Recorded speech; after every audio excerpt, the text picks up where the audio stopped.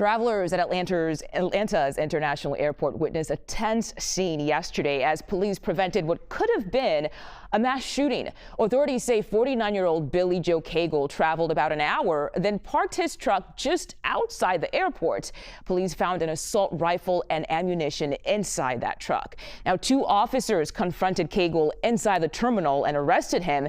Investigators believe he was scouting the area before returning to his truck to get that weapon that was inside. Police say they were able to intervene after a call from Cagle's family saying he was threatening to shoot up the airport. Let's go live now to CBS News correspondent Skyler Henry at the Hartsfield-Jackson airport. Skyler, thank you so much for joining us today. How did Cagle's family even learn about his intentions in the first place?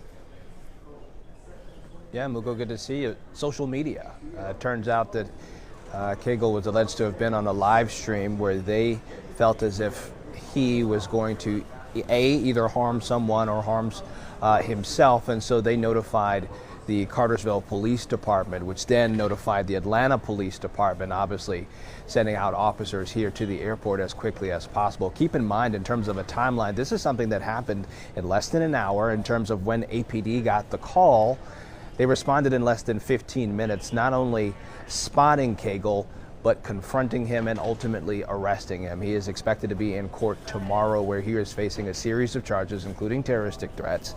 As you pointed out, they say that he left his flatbed pickup truck right outside of the departure area here at the airport, came inside to this TSA checkpoint right behind me and quote unquote scouted the area. The police chief yesterday said that he feels as if he was then planning on going back to that truck to then get his hands on that loaded semi-automatic rifle. We should point out that it had at least 27 rounds of ammunition inside. Police across the board saying that a crisis was averted, a tragedy was averted, and it really was due to people seeing something and saying something. That's something that you hear here at the airport all the time.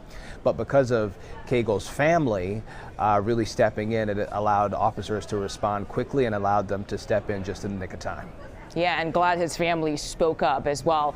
Skyler, from what you mentioned, this all happened very quickly. So have authorities told you how they're able to find Cagle so quickly and also arrest him?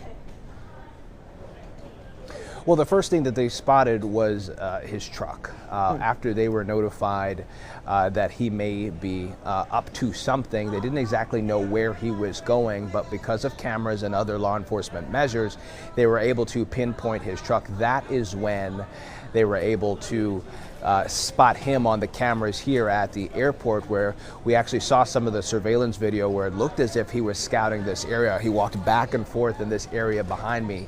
And we should point out it was relatively packed yesterday because of the government shutdown. The TSA warning just yesterday to expect long lines for travelers because of staffing shortages due to the shutdown. So there was a significant amount of people here anyway, in the busiest airport in the world. And so when you take that into consideration, it is already a lot of moving parts, and so that is when those 2 officers that you pointed out stepped in and decided to ask Cagle what he was doing here, and then ultimately saying, well, you are now under arrest. Now, some other things that we are looking to figure out as the days move on. For one, how he was able to get his hands on a firearm in the first place, because not only does he have a convicted felony or a felony on his record, but he also, according to his family and police, has a series of mental challenges, and that should exclude you from being able to have your hands on a firearm in the first place in this state.